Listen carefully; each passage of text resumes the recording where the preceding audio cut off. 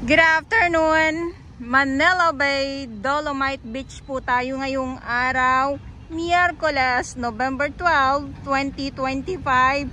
Pagkatapos ng bagyong uwan, paulit-ulit lang no, yung binabanggit ko. Ito yung ating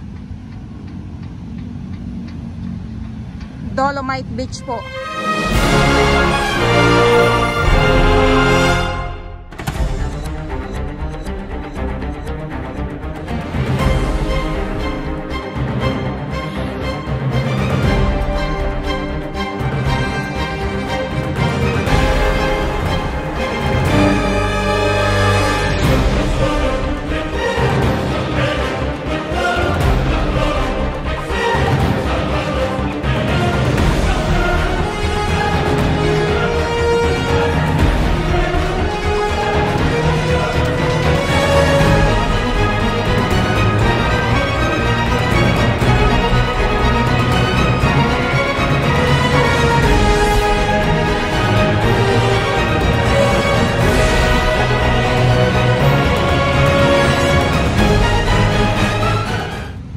Alas 3 ng hapon, nasa kasagsagan ng tirik ng araw po tayo. Nag-update ako para sa inyo, para naman po makita ninyo kung ano ba ang sitwasyon ng Manila Bay, Dolomite Beach po.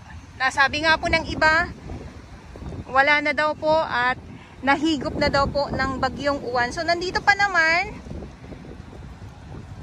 eto po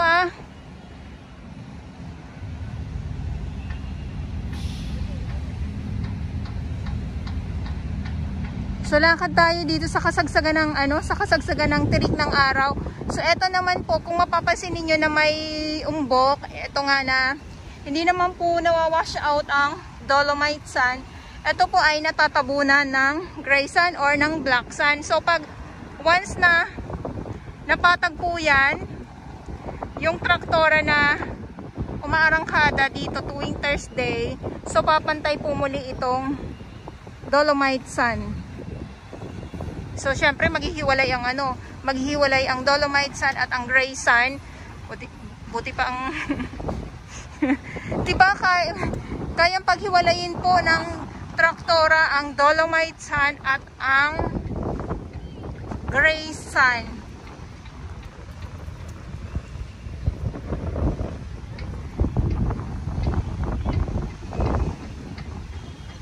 At syempre, yung mga ibon, ako, patuloy na nag-aabang ng makakain.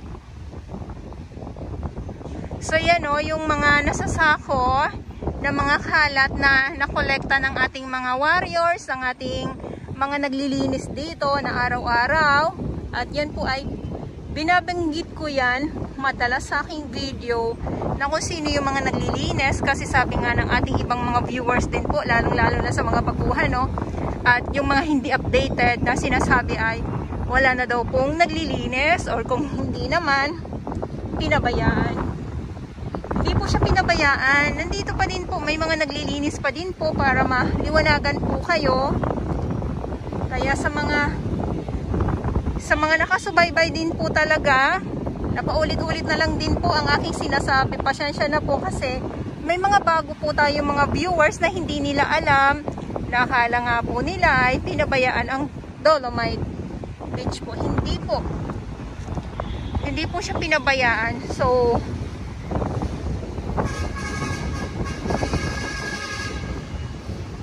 may mga naglilinis. Dito sa side na to, dito sa may mga kabatuhan, dito po ay bawal pong pumasok dito. Kaya lang, may mga kababayan tayo na pumupunta dito mismo sa may pinakaloob kasi bawal na po dyan Kasi ayan po ang gilid ng US Embassy po na bawal na po tayo pumasok dyan. O yung mga ibon, nakita nyo ba yun? So medyo medyo low tide. Hindi pala low tide, high tide. Kasi hindi ko na makita ito ditong mga itong mga nakukuhanan ko ng mga lamang dagat or yung mga shell. Papa high tide na yata to. Ayan o. Ayan sila. Akala nyo kung ano yan? Mga lamang, mga shell po yan.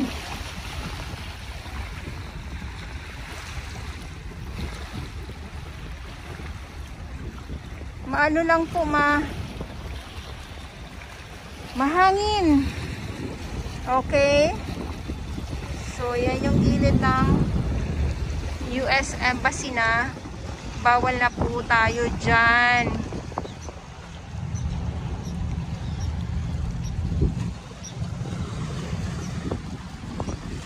Tapos itong mga itong mga ibon na umaaligid nga po, gawa nga ng sa kanilang makakain, nag-aabang sila yung mga isda. Kita nyo na.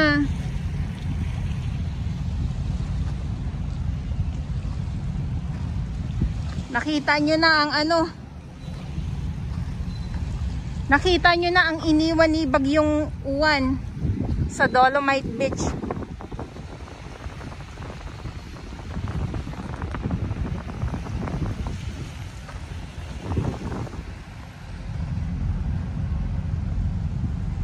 Yan. So ito naman ay kita yung paglilinis ng ating mga warriors, ng ating mga Manila Bay Warriors.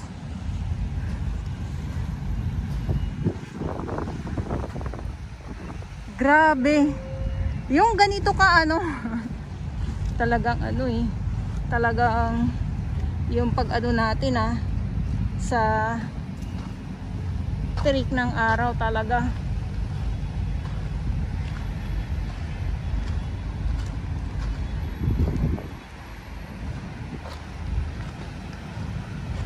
Lakad tayo.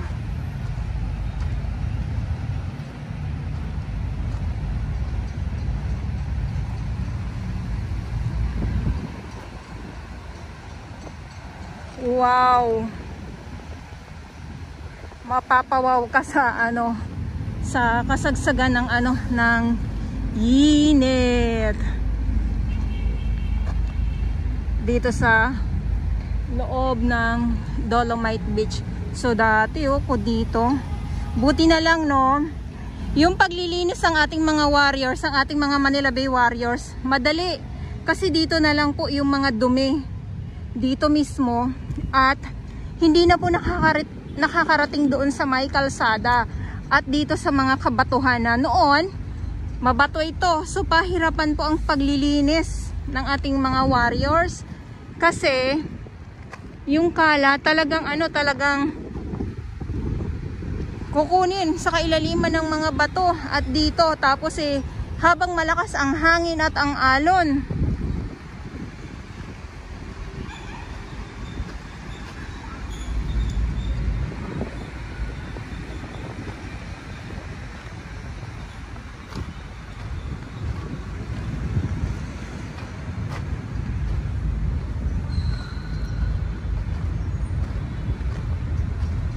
so bawat grupo dito ay may mga oras po yan sila sa kanilang gawain. Yan, kung minsan may mga kuha ako na wala na yung mga warriors, syempre hindi naman bawat oras po ay nandito po yan sila, okay?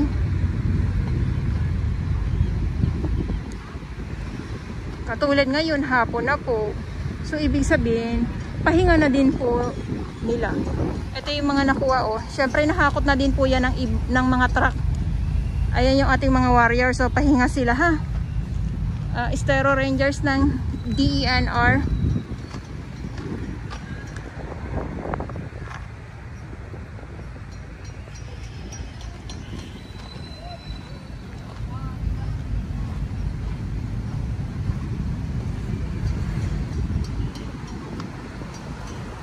Okay, so ito muna yung update ko. Muli, good afternoon po sa inyong lahat. Manila Bay Dolomite Beach po tayo ngayong araw, Miyerkules, at ngayon ay November 12, 2025. At sa mga baguhan, yes, welcome sa channel ni Miss July ni Dora Bells. Mahalin niyo po ako ng buong buo, yun ay hindi galing sa ilong ng mga isinaw. God bless everyone.